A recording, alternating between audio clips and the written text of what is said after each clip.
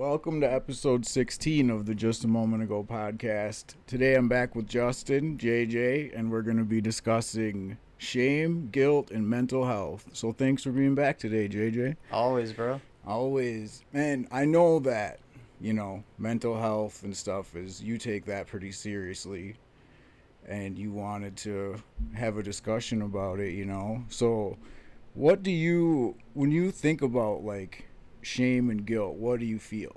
A lot of regret, a lot of, living in the past, which is probably the worst thing. I think it's the most detrimental to recovery that anybody could possibly do, because I just think that in today's society, mental health is just, it seems to be, in my opinion, not addressed as much as it should be.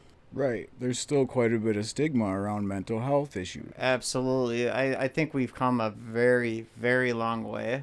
Even in our generation, as we were raised, as men, we were told to, just toughen up, just suck it up, pull yourself up from your bootstraps, just get over it, suck it up. I think a lot of men, the older the generations go, the worse I think it is. I think a lot of men feel shame, even talking about it. Like, even today, it's pretty cool, the fact that I'm on a podcast talking about it and not ashamed. Right. That is good. But that's one thing about now, though, that they didn't have back then is some of us are willing to open up and talk about these things openly and not be so, not have the shame and guilt holding us back. Yeah. And, I think a lot of it is, especially with anxiety, like, how many times in your life have you thought the absolute worst scenario, but like 99% of the time it's not what happened? Right. That happens quite often. That's where you don't assume things. Yeah. Because when you assume things, you are often wrong, thinking of the worst things that are going to happen. You're assuming. Yeah. It's constant. Especially in today's society, I think it's just, it's just like, being at a stoplight seems to be, like, tough for people now. A lot of stuff seems to be. People have anxiety for everything. I seen, it was a thing about skateboarding, and it was like something like, let's go celebrate because I can do kick flips in 2005, and then in 2022 it was like, kick flips give me anxiety. So it's just, that was like one of the things I see, and that really drilled it home for me how different times are now. I love the satire with it, or I don't even know if it's satire, but it's pretty true, actually. It seems like it is that good. Is that is really funny. Who did that? I'll have to find it again. Oh yeah, shout out to whoever that is. Yeah, man. I'll find it and share funny. it later. I just thought of it again, but I remember the first time I landed a kickflip when I was like 13 with my Element skateboard, and I was pretty proud, man. That brought back some memories, man. I seen Bam must have did like a diss rap track to Steve-O, and Steve-O did he's like, here's my answer to your diss track, and it's a bunch of videos of him landing different skate tricks, because I guess he talked about him skateboarding on the track.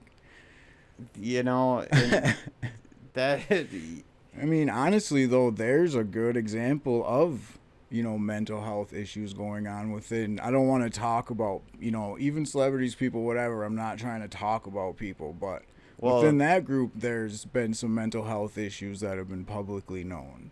Oh, yeah. I'm really glad you actually brought that up, because I think Steve-O has been sober for long time.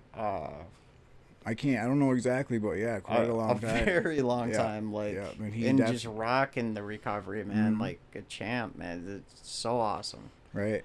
I do remember, this was a few years back, he did a stunt where, I can't remember what it was, some kind of stunt, but he, like, really, he busted both his legs, like, shattered them. And it was really, he talked, I mean, completely destroyed his legs, like agonizing pain, but he refused any opioids. And I think that, that's really something to look up to. Evo Yeah, Steve-O. busted up his legs. Like, I remember the stunt now. It was he was on like he fell like 2 stories basically onto the concrete. And I mean, and he's not like young like he used to be. Like, he was in his like mid 40s at the time when he busted both his legs. Yeah, they've been going a long time. I think that show started in like 2000. Right, probably. I believe. Yeah. Yeah, I mean, dude, that was 23 years ago, man. Wow, that makes you feel old. So, when you think about, shame, guilt, mental health stuff, what do you think some common sources are?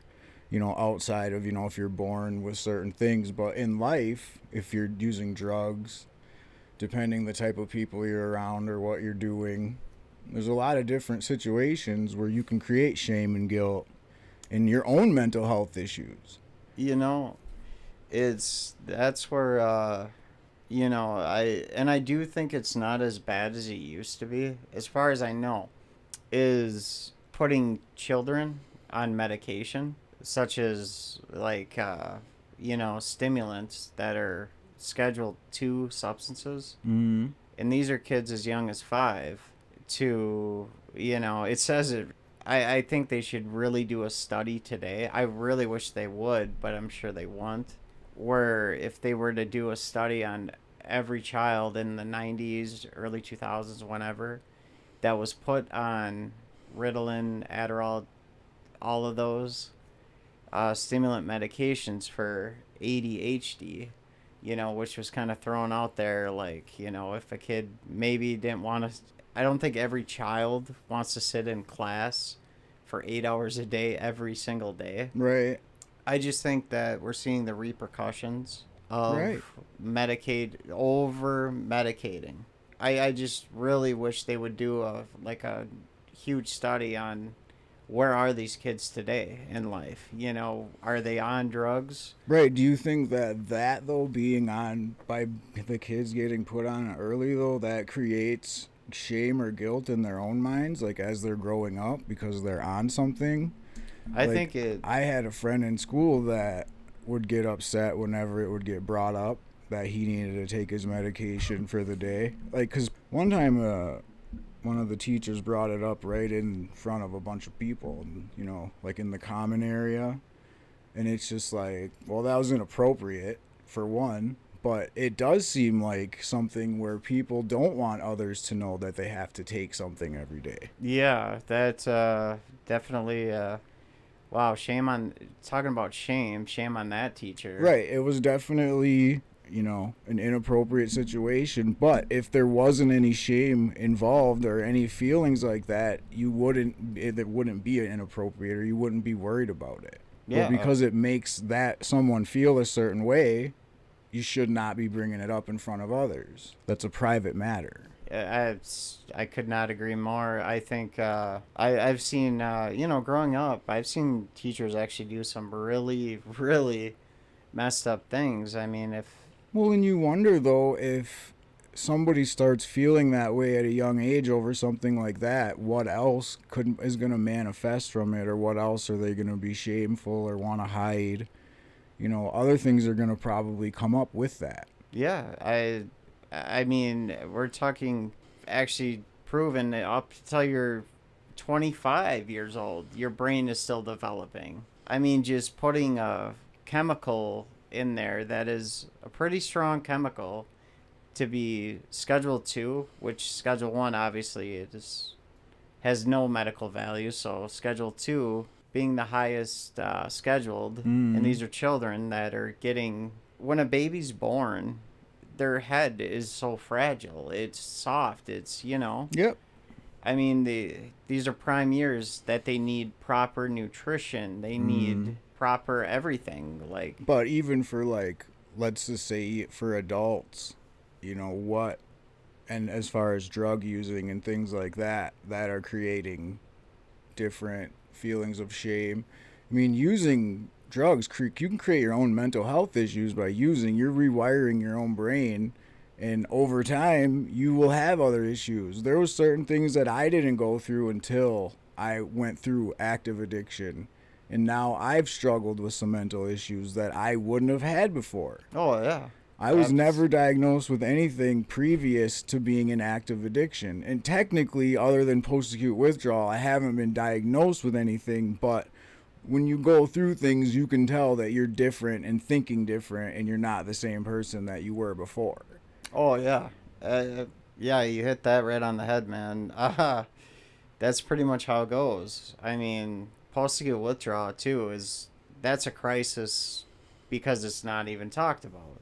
Mm-hmm. Or understood. I mean, massively not talked about. But you know, the shame and guilt is, I think, I don't care who you are.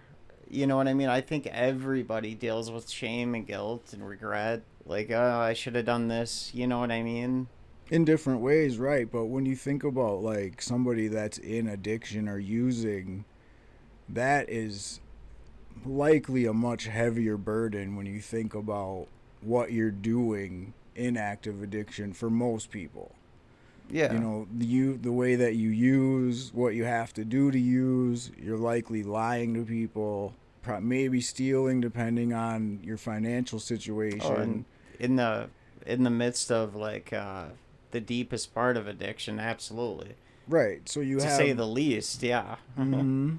So you have a lot of things that are weighing on how you're feeling, you know, mentally. Yeah, that's well said, bro. It's, I think, putting a label on things, saying ADHD. Seems like nowadays everything has to have a label. It seems like labels have a label. That's true now. Yeah. Like, I mean, there's people that are, I mean, it doesn't matter how many times they screw up and repeatedly do the same thing. You know what I mean? We're talking about like destroying lives. They still act like the victim. You know what I mean? And they honestly do believe it because they've been told that their whole life. Right. Yeah, for sure. And it's just, yeah, I mean, it's... So one thing though is like, that is really challenging too, is if you already are struggling from feeling a lot of the, you know, if you have mental health issues or you're feeling shame and guilt pre-addiction, and then you start using to cover up that, masks it. You create more though. You have even more shame and guilt because now you're using to cover this up, and eventually that catches up too. So now you're just trying to bury everything and bury and bury and bury, and that shame is hindering you from trying to do better. Yeah, absolutely. And like right now, being in the midst of post-acute withdrawal, it's like an absolute roller coaster. I mean, yeah, shame is something that, so it seems shameful. It feels shameful to even talk about having shame. Right. As a man in America today. Right. You know? That's it. That's true, yeah.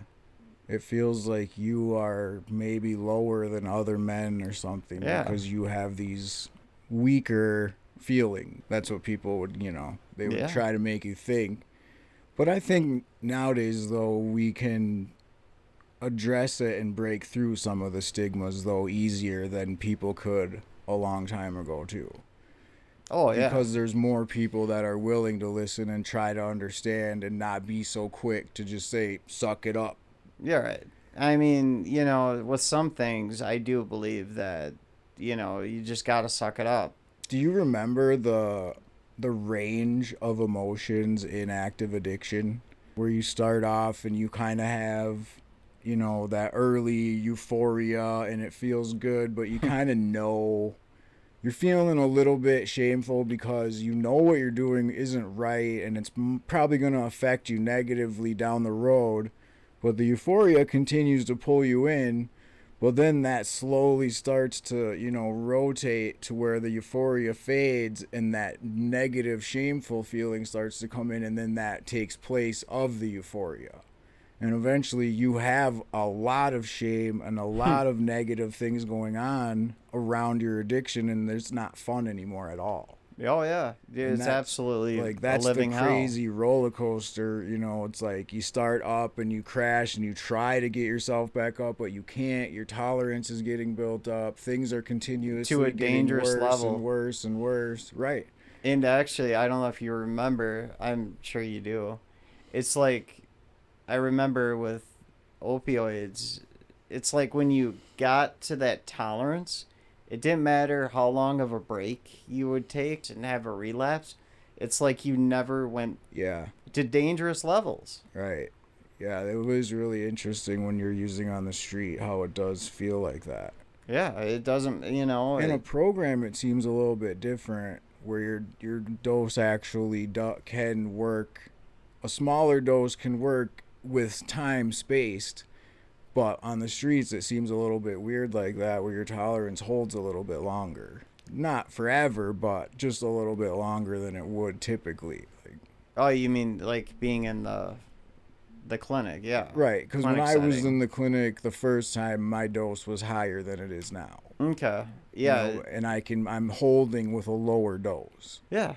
In a way, I think that's, we talked about that before, and I think that it's absolutely ridiculous that there's people on just super high. I mean, enough to kill 3 people, it seems like. Yeah, I mean, if a person that absolutely has no opioid tolerance, like, say a child gets a hold of one of those bottles, that are in the In these little lock boxes Yeah. that you take at home. those are so hard to get into, I'm sure. You know what I mean? Most people know how to get into those pretty easily, which is crazy. They're not. I Very, think it is what it is. The rules are what they are. well, I mean, the fact is it's great that they make sure that they are in a Of course, you I have think they to should do be. that. If you look it up, I'm sure if you typed it in on Google, like toddler Oh yeah, got into methadone or it's a big world. It's gonna happen. yeah, and that's totally. I mean, brings up another great thing that I want to shout out is just not a great thing, but of the fact that I think we're the most over medicated country on the face of the earth. I mean, there's a pill for a pill for a pill. And if you have side effects for that pill, you got to take this. That's what's pill. weird is the pill for the side effects and all this. Like, It's cha-ching, Right. That's what comes first, do you remember when you were in active addiction, like what kind of shame and guilt you went through? Like what kind of things would trigger you to feel shameful or guilty about what you were doing? This is what really bothered me was people would be absolutely like, either a weekend alcoholic or just a functioning alcoholic or just on that borderline. And they were still like, these pill junkies, these, whatever, as they're sloppy drunk, what I Yeah. mean? And, getting DUIs and everything like that left and right. It's just like, that's what really, you want to talk about something that really pissed me off was that. That ain't really shame, but. Right, like what would trigger you within your addiction?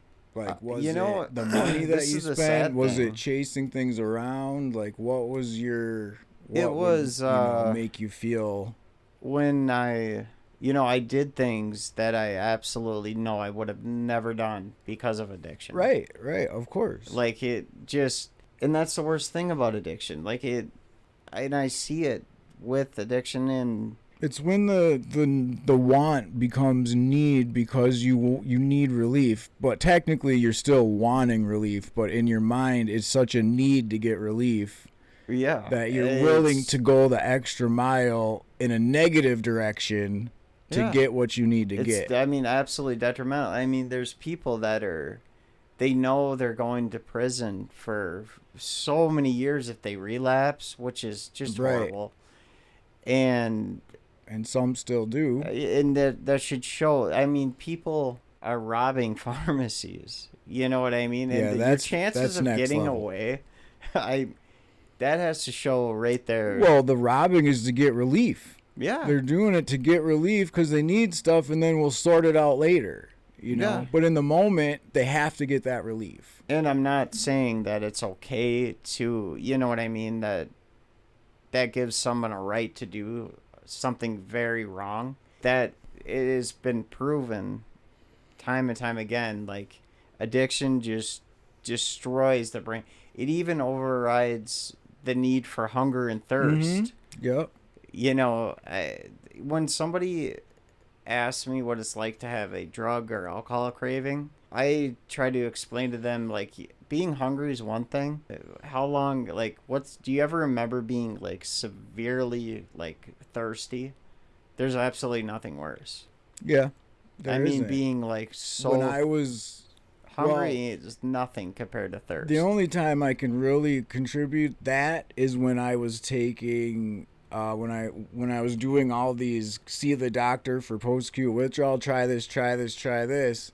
I took something that was supposed to be for my withdrawal symptoms, and it gave me the most extreme dry mouth. Like, dude, I would drink a glass of water and go sit down, and my mouth was dry as a bone. And I'd be like, are you kidding me? I'd go right back, drink water, sit, dry as a bone. There's nothing you could do. I stopped taking it. Was it gabapentin at all? Oh, I don't think so. Okay, I can't remember what it was. It's funny, whenever I took that, I would get it's funny, right when you said that, that's the first thing I thought of was gabapentin. Like, I don't think there's a level of cottonmouth or cotton chops or, dry mouth. It's like, yeah. It's But that'd be the Did time. you ever see that movie, what is that? Me, Myself, and I? Yeah, for sure. Yeah. Like, that level of cotton chops, pretty much. Right. That's what it feels like when you have constant dry mouth. Yeah. Yeah, that's not, yeah. Well, that's why I made the decision I did to go back and talk to a clinic and get back in an actual program, because these doctors are just try this, all the different side effects I'm going through. I might as well just do things right, you know? Well, and that's frustrating in itself. It is. If you look up addictionologist, like a doctor that has a degree in the disease of addiction. Right. And it is in the American Medical Society, and it has been for a very long time, that it does say addiction is a disease. Yep. And there's still people that argue it all day. And they're still being, incarcerated at massive. I think if it wasn't for addiction, I don't know if the entire prison industrial complex they'd probably lose, I think, 85% of their. It'd be a big number. It might even be higher than that. It would definitely be a big number. If you take drugs out of the equation, like prison. Well, if you take drugs, are we talking about addiction or drug? They're They're selling separate. Illegal drugs. Just drugs in general. Okay, yeah, then you'd have a huge number, yeah. Because Oregon, I believe it's just, I don't know if it's just the city of Portland, but they legalized everything. Yep. It's like.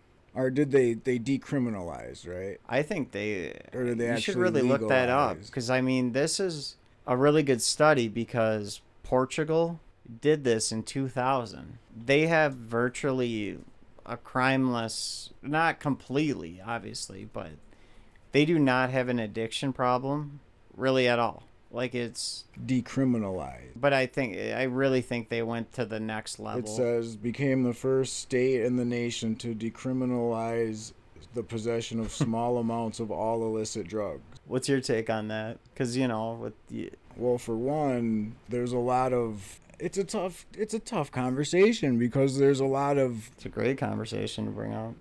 It depends on how you really feel about drugs themselves, because would you say that somebody who's buying cocaine once, like one weekend every 8 months just to have a little bit of fun but has zero problems, is contributing negatively to society? Should that person get pulled over with say a 8-ball 3.5 grams and literally get in a lot of trouble, possibly jail time, fines, all that, to use once in a great while?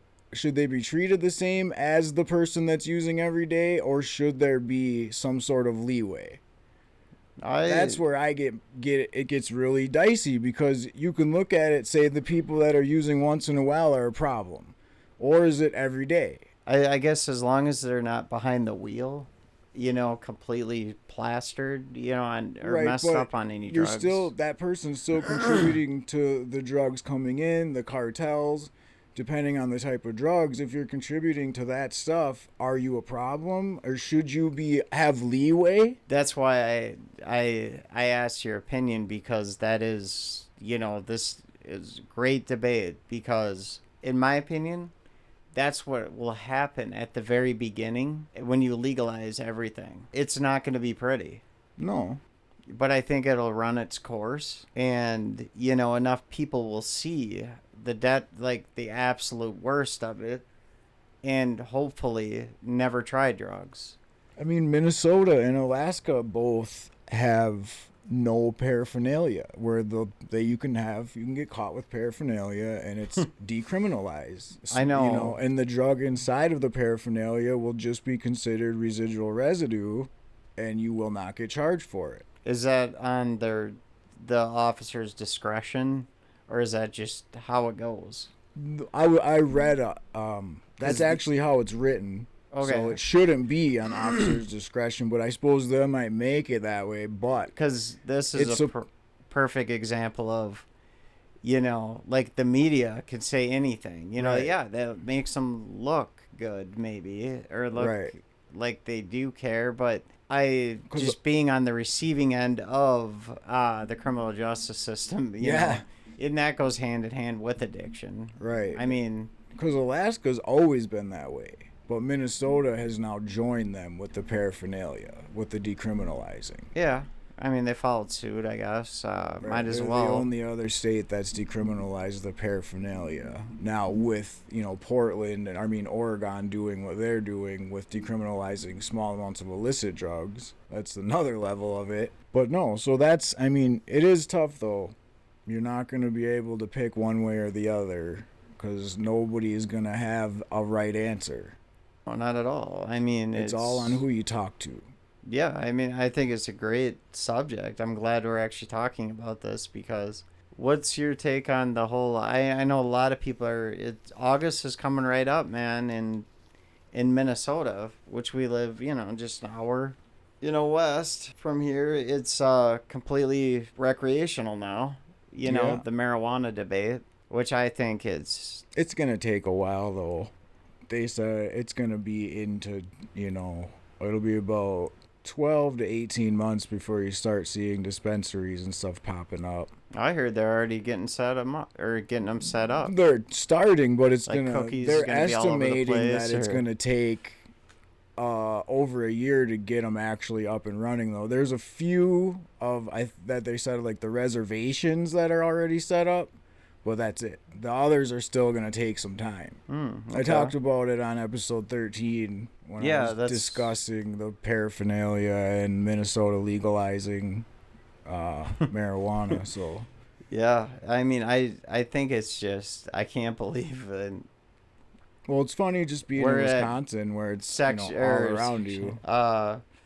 Delta 8, Delta 10. Get that out of here. Delta's, what is it? That stuff's nasty. A through Z, 1 through 20. Let me just say, don't do Delta. Yeah, that I think it's the absolute. I mean, come on.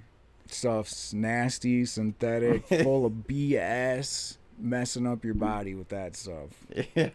Thank you. Yeah, I could not agree more. I think dig around and find studies. They're bad.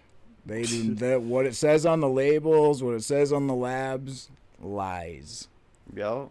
And, all these carts that people are getting that they think are real, or 99% of them are coming from China. Just do your research, Yep.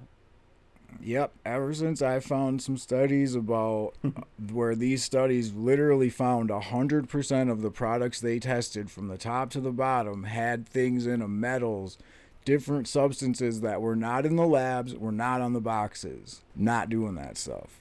And I would suggest nobody does it. I would highly suggest that. Yeah. I mean, that is I mean, absolutely to the false. absolute. They're not marketing what their product really is.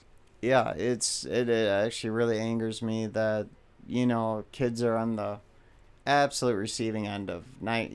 Especially stuff like this, because I know a lot of people can't tell the difference between a Delta and a real THC cart or a disposable. They're way too close. And if you take it out of the package and hold them next to each other, you cannot tell which one's which. No, and these new ones. I mean, I've tried them in the past, and I mean it's like okay, yeah. I tried Delta for a short time. I did research while I was trying it, and within literally less than 60 days, I quit.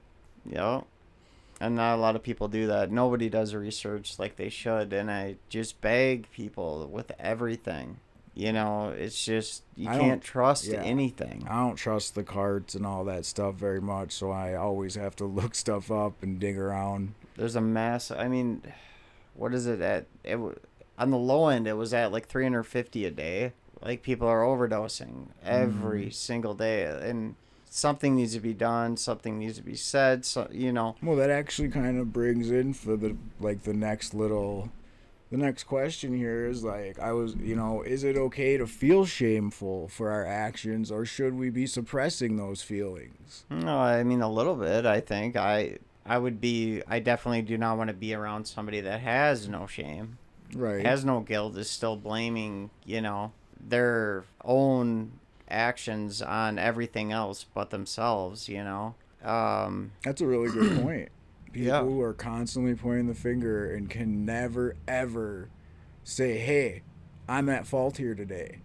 It's always your fault to these people. And, it's, I guess if that's the level that they're at, it's just, I try not to judge people.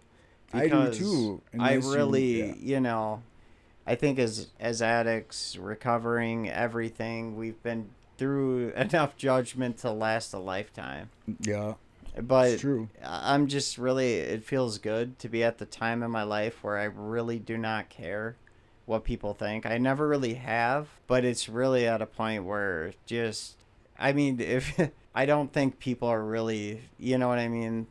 You really got to train your brain. I mean, the whole world is not, I mean, if I'm that important, I guess, you know what I mean? I guess like I'm a celebrity or something. You know what I mean? It's you are important, man. What do you mean?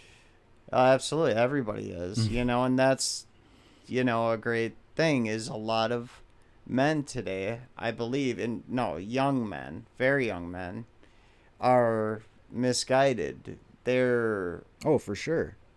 Especially if they come from a broken home or anything like that, and this I feel guilty. I do listen to it sometimes, as I do like hip hop, and I still do listen to it, but sometimes when I'm listening to I guess I just feel myself getting older now. It's right, like I don't think that this is really music. It's like they're so messed up on drugs, you can just hear it in their voice, and they're proud of it too. They're singing about it, and it is crazy how addiction in music has become something to actually rap proudly about. Not, there's something that the rappers are not showing shame or guilt for is being addicts. They're just openly saying I am, and they're influencing other people who think that's the way of life. That's not a lifestyle.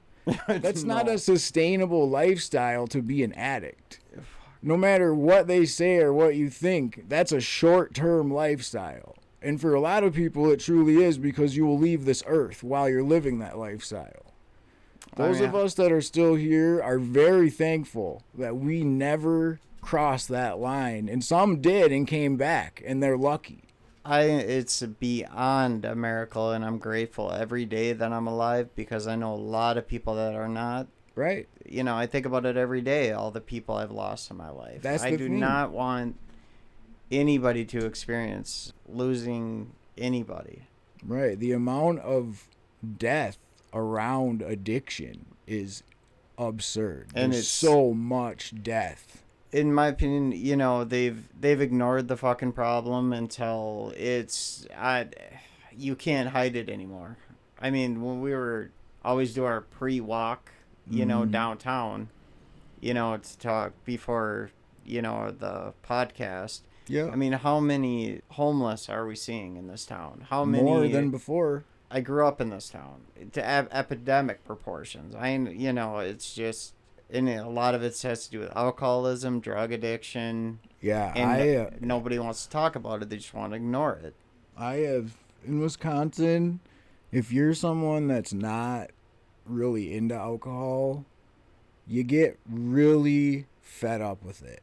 Like, I know that I went through my own addiction with my own substance, but being around alcohol and all these people who think alcohol is so normal and so okay and just drink whenever, 3 days a week, 5 days a week, and act like this is 7 normal days a week. behavior God. to have beers regularly. But if you do other stuff, then that's a problem. But the alcohol, the fridge is stocked with beers and there's liquor in the cabinets, but that's all good. That's hilarious, man.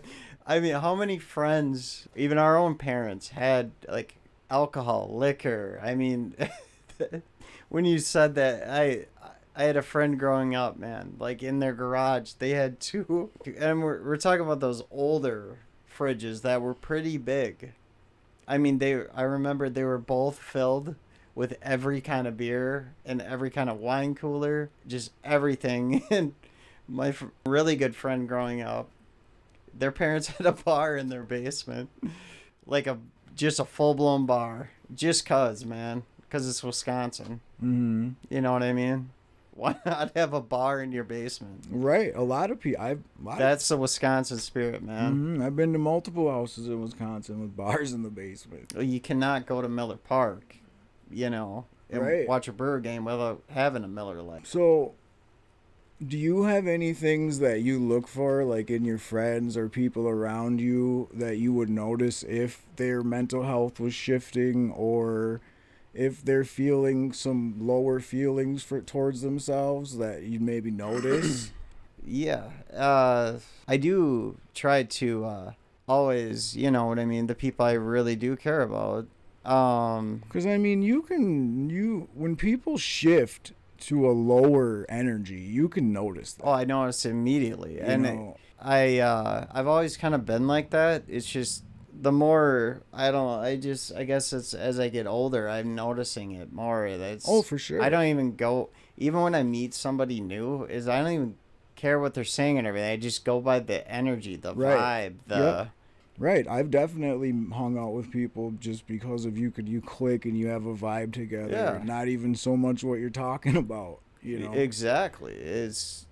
I could not have said that better. Right. But one thing is, with people in recovery or people trying to change, if you notice that they're starting to get to a lower place, you definitely want to help, have a discussion and try to, stop a relapse that might be happening. Yeah. Because when people shift, there often can be a relapse not far behind that.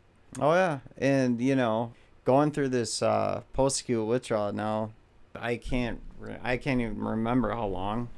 But technically, post-acute withdrawal doesn't start till after you're off of it for multiple weeks. Oh yeah, yeah, and that's one thing I'm noticing myself is a lot of old anger that I buried in the past has really resurfaced, and a lot of it is anger at myself.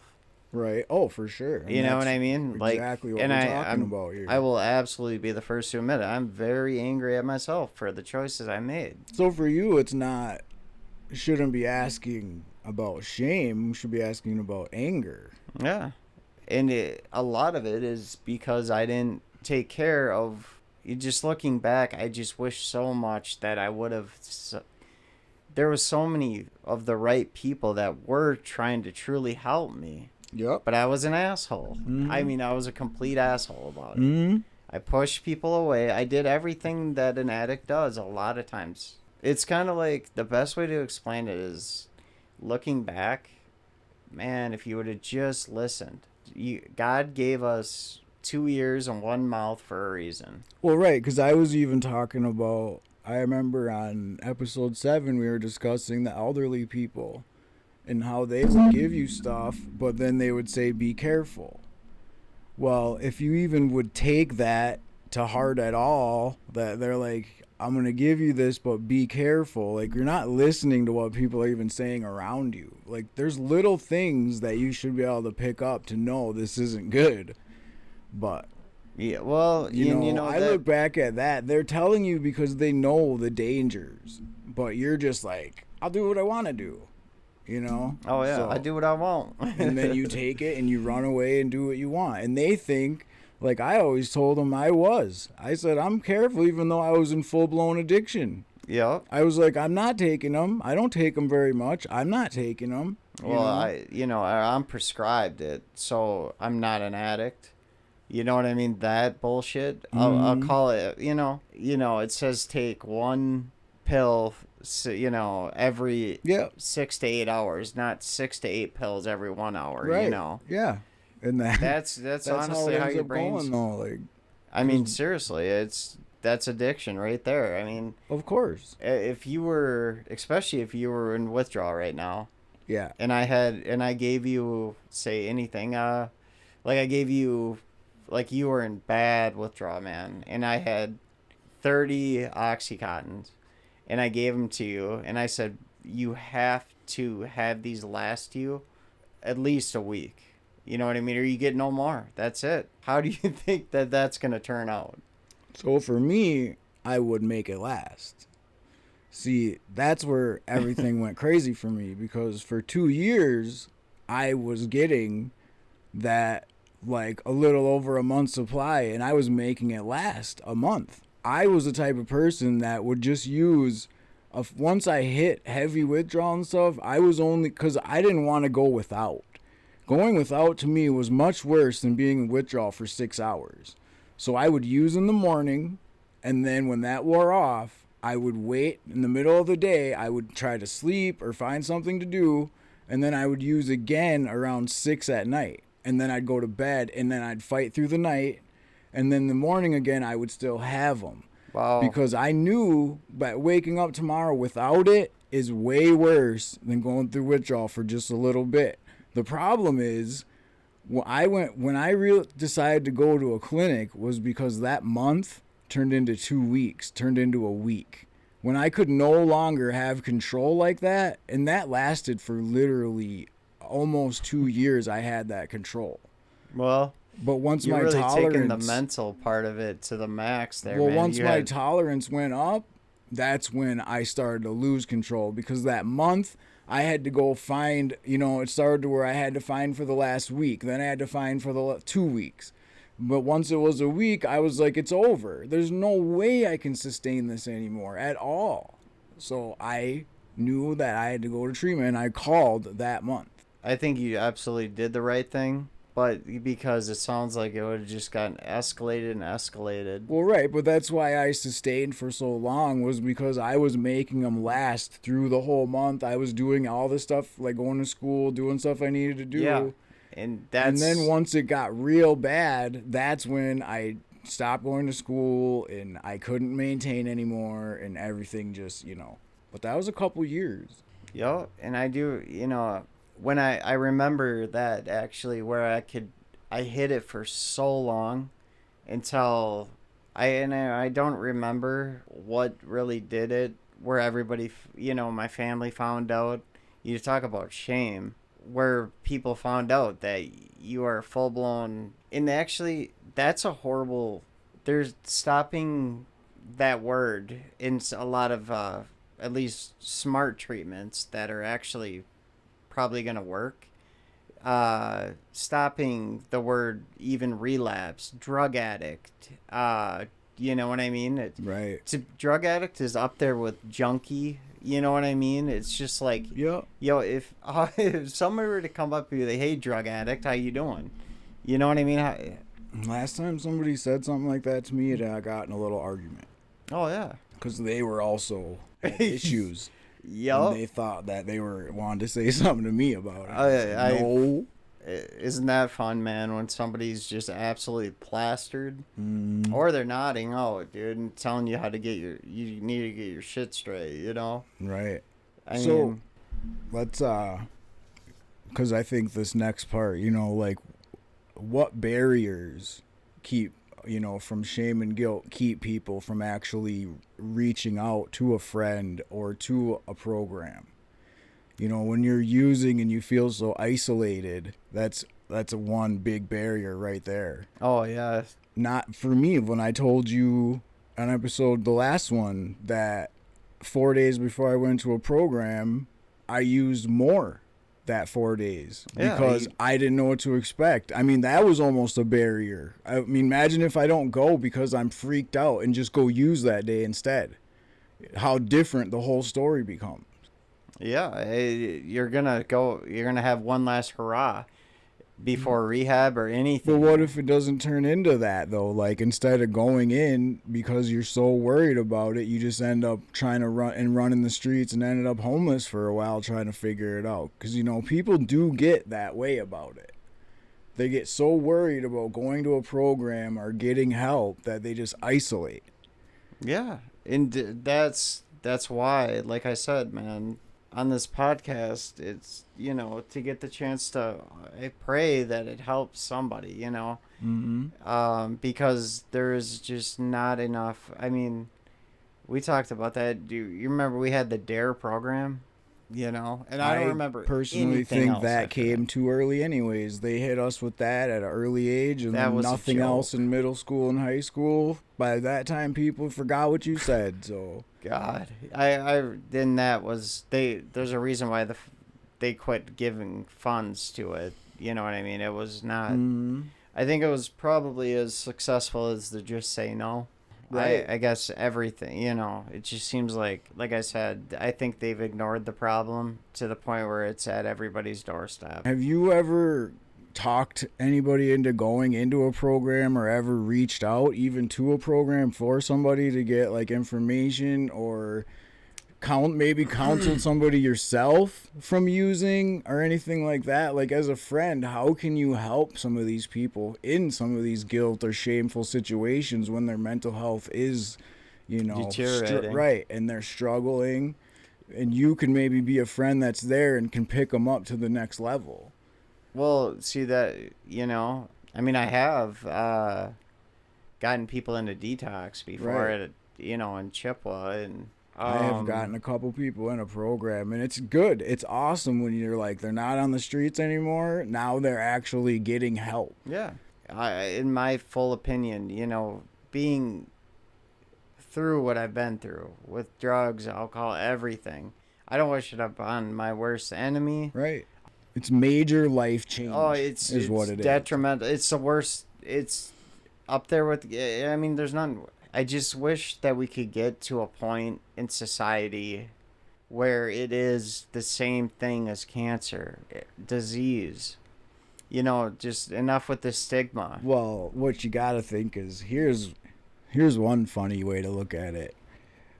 With cigarettes, how do people yell at people for smoking cigarettes and getting lung cancer and act like they're just a complete piece of crap because they got lung cancer from cigarettes? Well, it's funny If you because eat McDonald's every day and processed food every day and you get cancer, are you a complete piece of crap because you craved bad food and you got cancer and drank diet sodas and everything else? well, So hold on. Now take it to that next level now. The drug addict.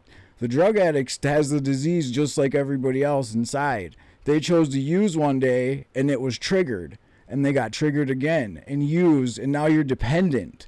Now it's an addiction in your brain. How that's the same as using all these other things and getting other diseases, but it's frowned upon over here. If you really think about it, because you gave yourself cancer by smoking, you gave yourself cancer by having bad diet. That's life choices. yeah, you pretty much said it best, man. I mean, And I know people will argue that, and that's fine. well, But just people look at will it from argue that just to perspective argue. once. You know what I That mean? People We're are- doing it to ourselves, even that, all of it. Yeah, I mean, it's this is America though, And there's actually people who do eat McDonald's and smoke like a chimney, drink like a fish, and they actually will sue. The I know. tobacco company,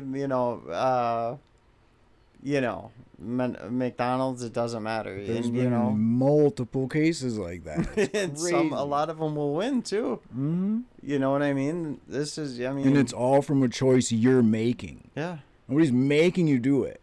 Unless you want to say that the TV is getting in your mind. Subliminal messaging. Or Like, what they is made that? me go to Wendy's. When you know what though? There's people that honestly will do that and believe it. That Be like, Wendy's this is not my Frosty fault. Cold Brew. Well, yeah, it's subliminal messaging, dude. That That Frosty Cold Brew, man. Hey, those are pretty good, man. Gotta I haven't have had it. one of those in a long time. Gotta have it. Well, and I that think is. that's a new thing, isn't it? The Frosty Cold Brew. I just seen a commercial. Oh no, I for it. thought you meant the Wendy's Frosty. I was gonna say that's been around. Now they have a Frosty Cold Brew at Wendy's. That's a beer. No, it's a cold brew coffee. Oh, okay. It's the Frosty. See, there's my Wisconsinite yeah, thinking right there, man. You said cold brew, Right? Just, you that's know, funny. type in on there for real, because what's your ballpark estimate of how many different beers there are in Wisconsin? Oh, I don't Like, know. no, like for real, like 20,000. I'm thinking like 58, not 60, 70,000. Do you remember that Northwoods Brewery? Oh yeah, of course. It's Dude. it's in Osseo now. Yeah, dude, I don't. In that building, man, I think there's like every different kind of beer in the whole world. It seems like. Not in the whole world. Well, I mean, I'm exaggerating, but it just seemed like it. Every Just says there's over 200 breweries operating, full time. and Wisconsin is the fourth. 24/7. But Wisconsin's the 14th biggest state for craft beer. So Wisconsin Craft, is huh? one of the top states for breweries with 200 currently operating and 14th for craft beer. 200, huh? That's it? That's breweries, that's not types of beer. Well, I know, dude. There needs to be more breweries than that, dude. This is Wisconsin. They need to get up to like 300 at least, running full time, 24/7. Think so? Nah, it's There's enough just alcohol. being facetious, man. There's more when you go to Woodman's and Hy-Vee and stuff. Think Man. about all the alcohol like in the refrigerator with the single cans. There's tons of selection in there, like way more than at a lot of other places that you see. Oh, dude. And it's because we're in Wisconsin, dude. There's so Just many. in this city. How Right. much do you think? I mean, I don't know. We got Leinenkugels in Chippewa. yep. I mean, there's stuff everywhere around. So They have a big variety, man. Mhm. I think I remember when I was still in high school, man. Then they made like this Berry Wise, like Yeah. you know damn well that's to get like kids, you know, Of course. it's the most impressionable. Like I remember Chew, they had Mhm. apple flavor. I remember when Skull made apple. Dude, that tastes just like candy. Marketing the kids again. Yeah, calls them like he sees them, man. Always got to be marketing to the kids. Candy cigarettes.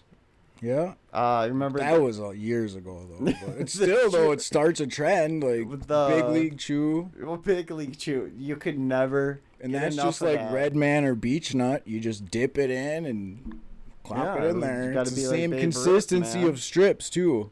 I chewed because of sports. Yeah.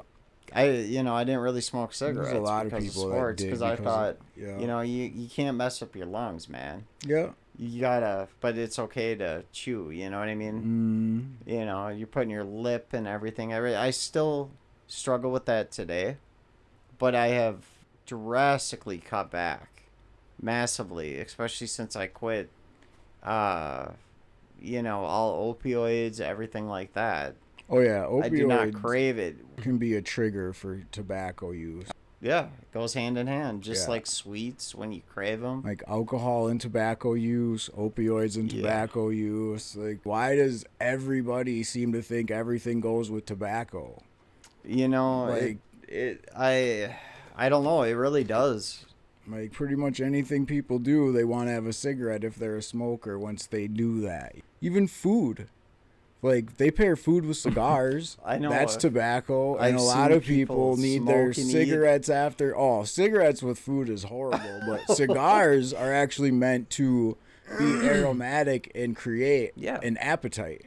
Oh, that's That's dude, I like the smell of actually cigars. why cigar bars still can exist, is because cigars are considered to be appetizing and cigarettes are considered to be non-appetizing. Anyways, do you No. think that somebody that's going through different issues with shame and guilt should go to counseling, or do you think that they can work it out and forgive themselves? Well, I mean, there's no. If you truly do need help, you know what I mean. Like trying to find the right counselor, AANA, anything. There is help out there. There really is, and What do that's you think a program could offer to someone that's feeling that way? Like, definitely counseling. yeah. Well, counseling is first and foremost. Groups find other Yeah. people that are going through the same feelings that you are. Absolutely. Because there's a lot of other people that feel shameful for the things they've done, feel guilt for the things they've done, the choices they've made. You know, we all have it. Yeah. If you've been an addict, you have feelings of shame and guilt. I've done things that like I said before, I know for a fact I would have never done if I would have not been using. That's the reason why I've gotten thrown in jail. And that comes with a lot of shame too, is having a criminal record, which I'm not ashamed of anymore. Right.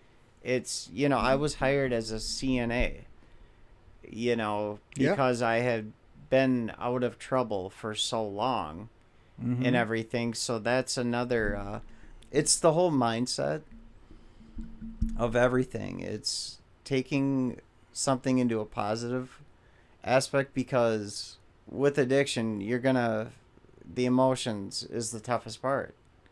You know what I mean? You're gonna feel horrible some days, Oh, for sure you are. and like vent everything. That's the whole point of this. It's making it up now in my 30s, my life, because I did not seek help, because I was being stubborn. I thought I knew it all. I thought, just looking back, That's exactly what I was just thinking about, was that at our age now, or anybody that's gone through some time with addiction, a lot of your guilt is going to be the time that you've given to addiction. oh, not only that, it's the energy is, I heard a really, really, really powerful quote the other day. If you were to, in numbers, like, 1 through 10, of the things you loved in life, where would you put yourself? I don't know, probably 4. I mean, no, I feel like everybody were to honestly think about it. I thought about that, and I said, that's really quite something. You know what I mean? If you really think about it. I mean, with addiction, we're our own worst enemy.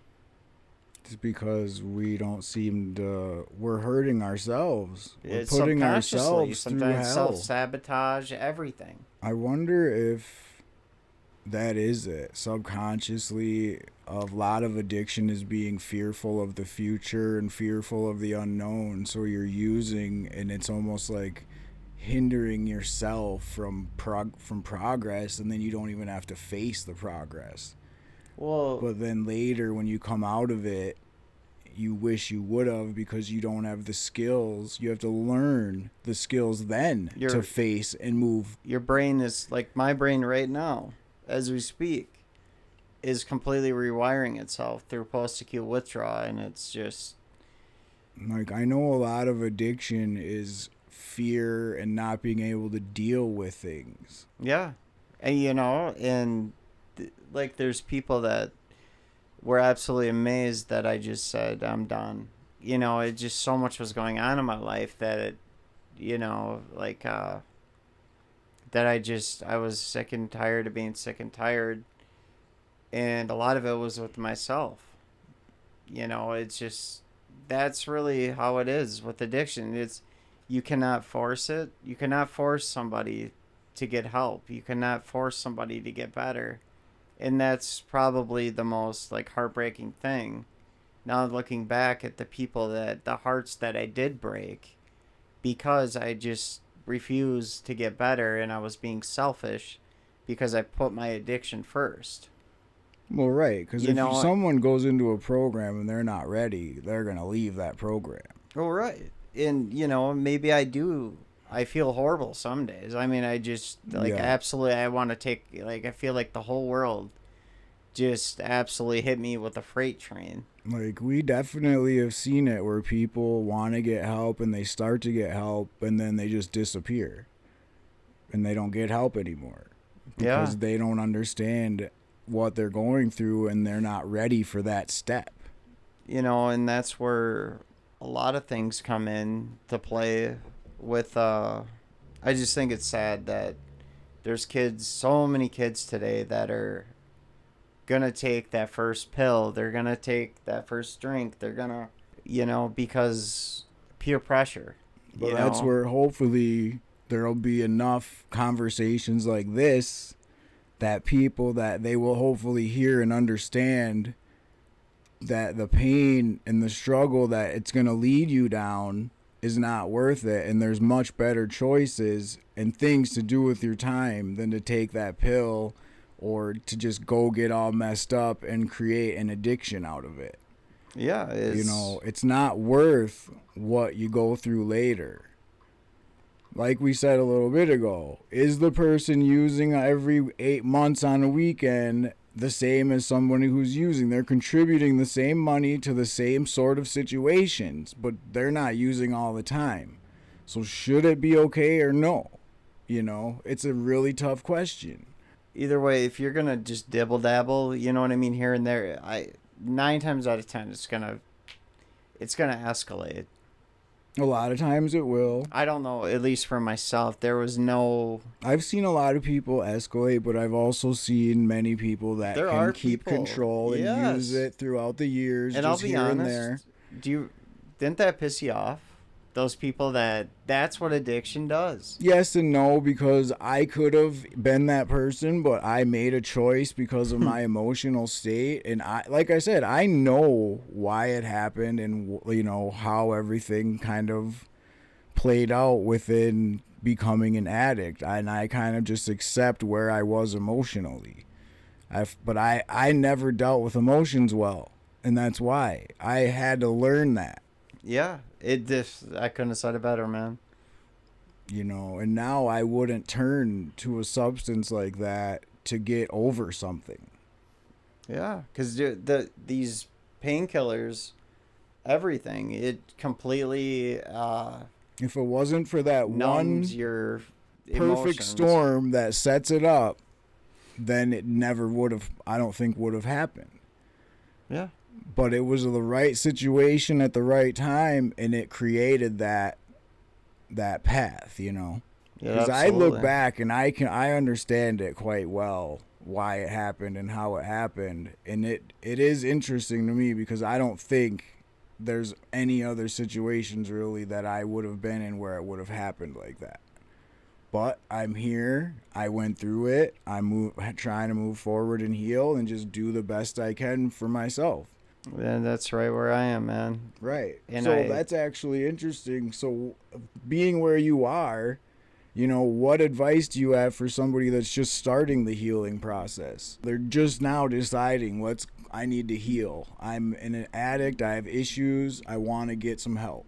I would hope that they'd have somebody, that really does care about them, like truly is not going to judge them, truly going to try to do everything in their power to get them in a better situation, because, this brings up with addiction is if you're in the act of addiction, I'm not going to speak for everybody, but do the people that you're around just about every day, like, are they going to care if you die? Right. Are they going to be there through the roughest, toughest times, at the detrimental, deepest, like, levels of... So number one with healing, find support. Yeah. You need support. a Do supportive not push friend away. or Yeah. family member. That's one big thing. Yeah. Because alone, it'll be really hard. Absolutely. And, the longer you put off that addiction, the less support you're going to have. Right. I So pushed don't away wait. some of the best people in my life because of my addiction. Right. And that's where, like, working the steps and everything like that is a great thing, because And another making thing amends and... I think is being honest with yourself about your addiction. Yeah. If you're going to get help but you're lying to yourself about it, you're not going to do it properly. You're going to kind of cheat yourself through it.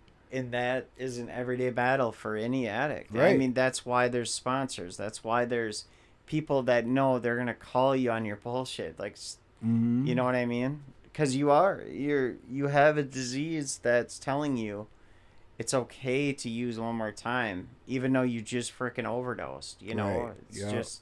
That one, yeah. I mean, I get so riled up about it because it just seems like younger and younger and younger kids are doing drugs now. It's just...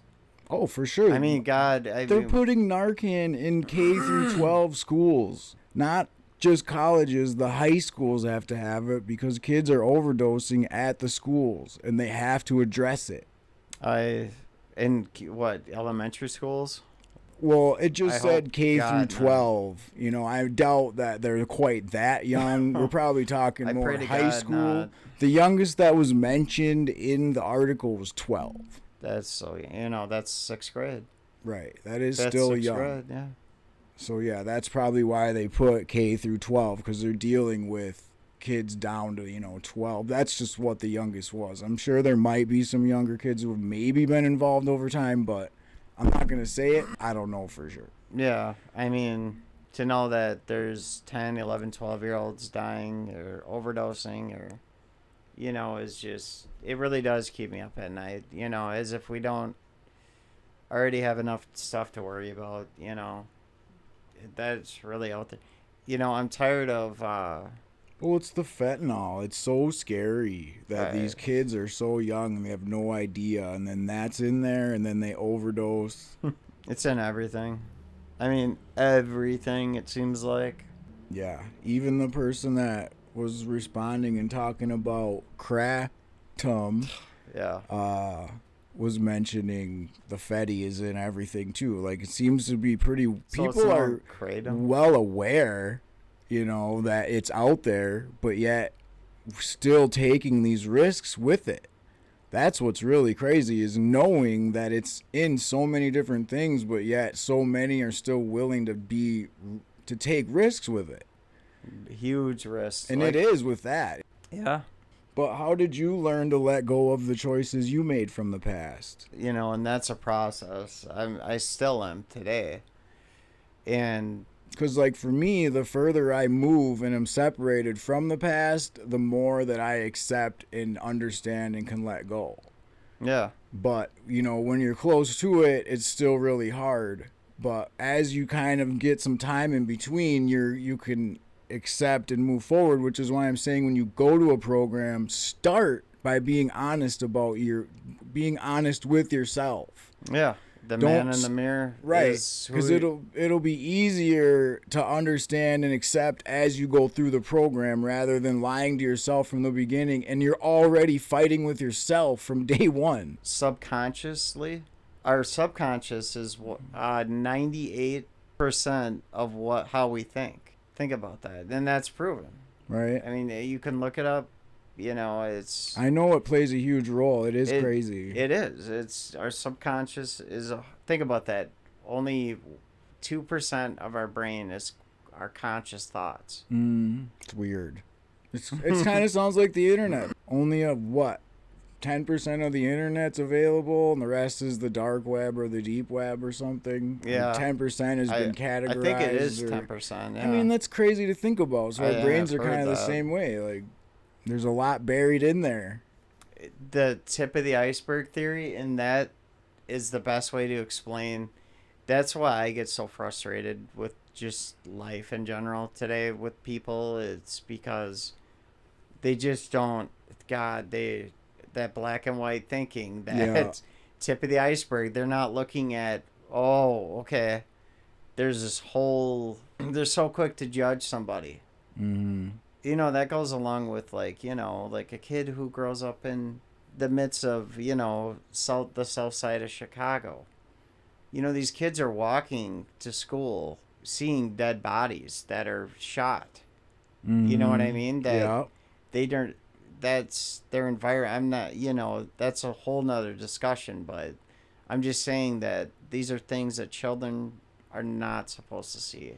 Well, and it's like, I heard someone from, you know, a city that had to walk when he was a kid, and he said, you know, when I was a kid, I wasn't taught that guns are for hunting like kids maybe in the country or up north. Yeah. We were taught that guns are for shooting people. Yeah, You know, wherever you we grow only up, know what we're taught. Exactly. Where up here we're taught that guns are for hunting and protection, not for just shooting people. Where in the city, they're taught that guns are for protection and shooting people. It's very different. Yeah. I mean, it's... When I heard that person saying that, it really clicked. I was like, wow, that is very interesting to hear him say that, you know. You know, and going to jail is like, there's a lot of people that, you know, they've been to jail so many times probably because of their addiction. It's like a notch on their belt. Like, one thing with the shame and guilt stuff, too, is I know that the people that walk like that through that stuff, they have a lot of shame and guilt because they live in them areas and they have to see that and live through that, and there's nothing that they can do to lift themselves up through it. Because that person was actually discussing how he felt so shameful every day walking through that. Really? Yeah. That's I don't know who you're talking about, but that's it takes just a real man to admit that. I love that. An African American that they were interviewing from a rough part of an area in Chicago area. Kevin Gates just recently, you know what I mean? Like, that takes so much strength to come out and say, you know. Mike Tyson, I think, is another great example of, you know. We just don't realize what so many people are going through in the range of emotions and negative emotions that a lot of people are suffering through daily. No, we're in this society today. It's like people are so buried in their phones. They're so worried about just pointless stuff. The phone thing has gone beyond I can't. Normal, anything normal. The phone thing is is definitely getting to absurd levels too. Like, yeah, I have to grab the phone away from people sometimes Yeah. and be like, yo, you know, make eye contact and fucking respect, you know, the conversation at least, you know. It's at this point, it's a lot of people you can't talk to when they're looking in their phones. Like, they're stuck in there. You have to get them out of it. You know? It's crazy watching people. And, you know, I cannot imagine. I'm so glad we grew up without them. I cannot imagine. Yeah, for sure. Completely growing up with them. It's like you're.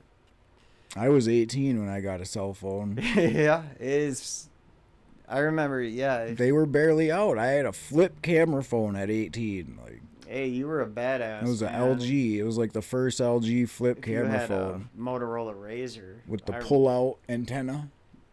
Oh yeah, I remember those. Yeah. Everybody used to Or the Nokia. unscrew them and use them as a poker in their bowls. That is funny, man. Yeah, dude. Like, Wow. back when the antennas were on the phones. Like, Hey, you remember the bag phones? My grandpa had one of those. Mm-mm. They were really expensive, but like Oh, I think I do know what you're talking about. That was Yeah. even longer ago, though. That was Yeah, it old was. school. Like that was like car phone time, wasn't it? That's Like, what it is. It yeah, was a bag phone. like the same concept. Like Yo. it's so funny that the phones, like they had the car phone and it was meant to be in your car, like dial and use. And now everybody's so weird about the phones in the car. It's like it Why do we started need that way. to Like constantly be in contact with each other, like 24/7? We're live on Facebook. You know what I mean? It's like, hey, just people doing posts. I went to McDonald's today. right, Thank you, for letting me know that. vlog, My day vlogging, is so much better now that you did a selfie at vlogging their whole McDonald's. day. Yeah, yeah, you're right. And people actually watch. What's that. crazy is how many followers some of these people do have that just vlog their days. Dude, and it's A lot of them are, I'm not trying to be sexist or anything, but a lot of them are women. oh yeah. A lot Hey, of people do follow like the women throughout their day and really stuff. Like they do that. Just yeah. no, never. Never ever. So at this point in your recovery, like where you are now, do you still have any feelings of shame and guilt that you deal with, or are you really learning how to let go? Well, and that's like I said, it's a process. Like Well, right, but you're a long ways Oh. from active addiction, so I'm wondering, are you at a point now where you've processed and you're letting go, or do you still have things that you are working through? well, definitely 50-50. Like Yeah. I'm physically, I'm not sleeping well because of the post-acute withdrawal. I'm not, I'm trying to figure out like who Justin is. You know what I mean? Like it's been buried in there for so many years. Masking my feelings. That's a good way to put it. Not trying to, you know what I mean? It seemed I was really good at helping people, but I just would not help myself. And that's where I see that in a lot of people. I think They help each other. subconsciously, you know what I Yeah. mean? No, anybody who's experienced enough pain and misery in their life, I would hope does not want anybody else to feel that pain. Right. At least if they do want other people to feel that kind of pain, I don't want to be around them. Right. You see that in people. They help others, but they don't help themselves. Yeah. It's really a interesting. I think because it's easier from the outside looking in. Oh yeah. You can watch other people make their moves and easily be like, if you did this, you'd probably be happier. But when you're looking in the mirror at your own moves, you're like, how the heck am I going to do this? And even when people tell you, you can flip that all around and mess it all up too with assuming and scenarios and everything else that goes through your mind when you're worrying about stuff. And I generally, that's the thing is, I know when somebody's addiction is talking, and I know when they are talking, and that's the thing. Well, that's actually, I'm kind of thinking, like, one thing with you is I know that you've struggled with different, like, mental health medications and things trying to get balanced. Like, do you have any advice for anybody else that's struggling with different medications like that and they're just not able to find balance? Like, would you say just don't, like, get off of it? Or would you say continue to try to find balance? No, don't. Always just do your research. Get a second opinion. That's Get what a I've been third saying opinion. too. Yes, Get get a a fourth second if you opinion. can, Yes, yes. Just don't go with the flow. Like, okay, I'm going to go, this doctor said this, so I'm just going to run with it. Right. You remember that, you have power too. Exactly. Like, this is your body. This is your mind. Antidepressants, you can look it up. Have a violent withdrawal, a horrible withdrawal. I had brain zaps. Right. And I was told that that's normal. No. I said, oh, so like feeling like I had a mini seizure is normal, huh? No. And that, and that's just to think that kids and everything are taking that. I'm just happy I'm still in the fight because For sure. after everything we've all been through, the fact that we're born, if you look at statistically, like the chances of us being born is a miracle itself. I know. It's incredible that you're on Earth. Yeah, it's, and people need, I know it's not easy, but to look at, it's all about how you look at life. It really is. Life gets taken for granted far too often. Far too often. To the fullest extent.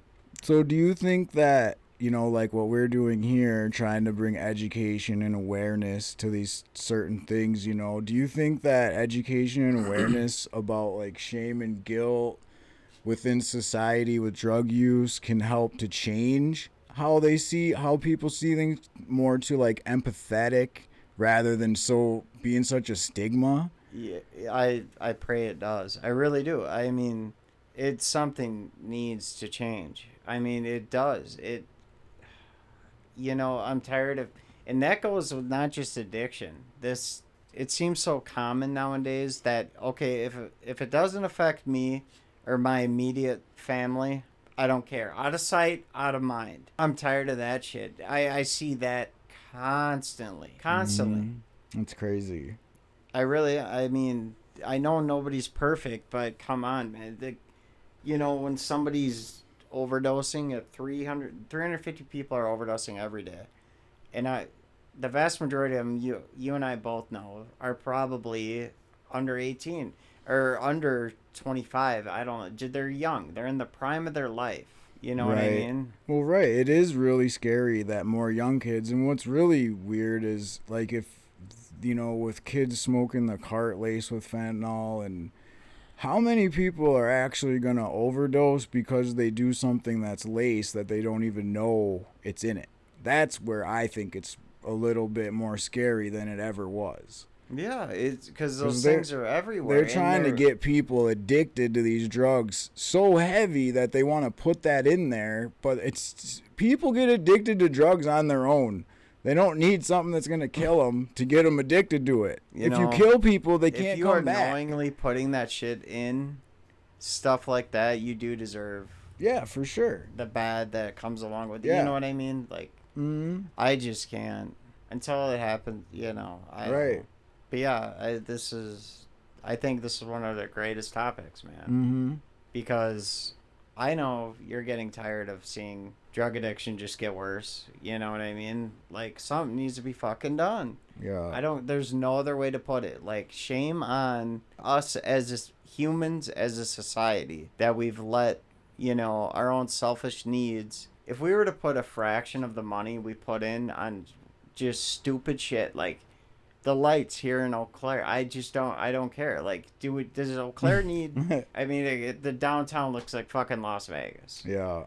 Is there anything else you want to address today? Is there anything else you want to say, or? No, just the whole, always do your research, you know what I mean? And you are struggling, there is help out there. There are people who care. That's why we're, Yeah. There really, truly is, because you're not alone. No, nobody's alone. And that goes with mental health in general. Well, right. And that's where, shame and guilt is a hard process. It's very hard to, understand sometimes why you're feeling that. Or if you are an addict, you're going to have a lot of shame and guilt going through through your emotional state.